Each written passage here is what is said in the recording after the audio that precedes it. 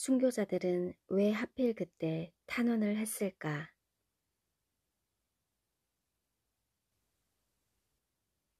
크로노스 시간에 사는 사람들은 파루시아의 지연으로 미련한 처녀들처럼 떨어져 나가거나 실족합니다. 그런데 심지어 하늘에 거주하는 영혼들조차 시간의 지연에 탄원하는 무리들이 있습니다. 다섯째 인을 떼실 때에 내가 보니 하나님의 말씀과 그들이 가진 증거로 말미암아 죽임을 당한 영혼들이 제단 아래에 있어 큰 소리로 불러 이르되 거룩하고 참되신 대주제여 땅에 거하는 자들을 심판하여 우리 피를 갚아주지 아니하시기를 어느 때까지 하시려 하나이까.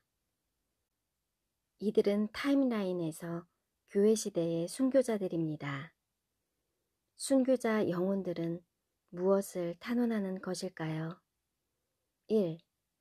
부활의 날이 속히 오기를 탄원한다. 2. 땅에 사는 모든 악의 세력에 대한 심판을 탄원한다. 탄원한 내용을 보면 2항입니다.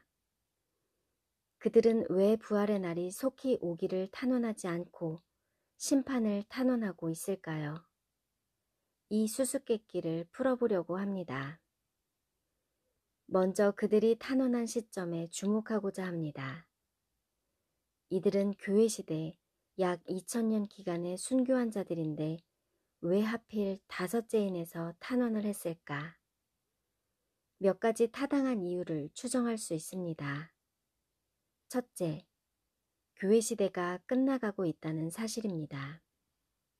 세계 모든 민족에게 복음을 전파하는 미션이 끝났기에 이제는 심판을 촉구하고 있습니다. 둘째, 주님이 오실 때와 7년 환난이 시작된 시기를 표시하고 있습니다. 그들이 요구한 심판은 7년 환난의 끝에 왕께서 심판주로 오셔서 땅에 사는 자들과 짐승과 그에게 속한 동맹군과 바벨론과 만국을 미혹한 사탄에 관한 것입니다. 그 심판은 중도에 거쳐가는 일시적인 심판이 아니라 인류의 종결점, 궁극적인 심판에 대한 것입니다. 셋째, 그들은 임박한 부활의 시간에 대한 사전 지식이 있었기에 궁극적인 것을 탄원했습니다. 이미 부활의 날은 임박했다는 것을 알고 있었기에 부활은 거론하지 않았습니다. 그러므로 이들은 탄원 시기는 그들의 부활과 7년 환난을 앞둔 시점입니다. 교회의 시대가 끝나가는 때입니다. 그런데 여기에 또 다른 숨겨진 무리가 있습니다. 주님께서 오셔서 첫 열매를 추수하는 때에는 두 무리가 있습니다. 순교자의 부활과 살아서 변화하는 신부들의 무리입니다. 그러므로 순교자가 그날이 언제입니까? 촉구한 것은 곧 휴거자의 요청이기도 합니다. 순교자와 휴거자는 같은 날 첫 열매로 수확될 것이기 때문입니다. 지금 파루시아는 지연되는 것처럼 느끼고 있습니다. 어떤 포스트에서는 신부들의 관심과 사모하는 마음을 느낄 수 있습니다. 포기한 자들과 미련한 처녀들은 탄원하지 않습니다. 그런데 휴거자와 병행 구문을 이루는 또 한 무리가 있습니다. 그들은 유대인의 14만 4천 명입니다. 교회의 휴거가 감추어져 있기에 순교자들과 14만 4천 명을 통해 간접적으로 메시지를 중첩했습니다. 메시지는 누구나 볼 수 있지만 그 의미는 감추어져 있습니다. 14만 4천 명은 일곱째 나팔에 휴거될 것인데 하나님의 비밀이 이때 이루어지고 하나님을 경외하는 자들이 상을 받고 땅에 남은 자들의 심판이 시작됩니다. 일곱째 나팔을 앞두고 힘센 천사가 나타나 일곱 우레로 외칩니다. 그 내용은 임봉되었지만 천사는 이렇게 선포합니다. 더 이상 지체되지 않을 것이다.